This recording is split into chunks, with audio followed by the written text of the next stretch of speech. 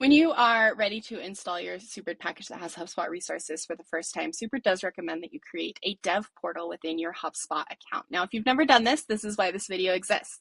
So we're going to talk about how you can create it.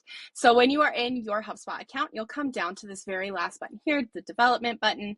And in here, you're going to come to testing and test accounts. You'll come over into here, create developer test account. You can name it, you can leave it as this, whatever you want. If you're testing for a specific client, you can name it that, and super test. I do suggest often that you put super somewhere in the title of this so you know why this dev portal exists, right? And you'll hit create.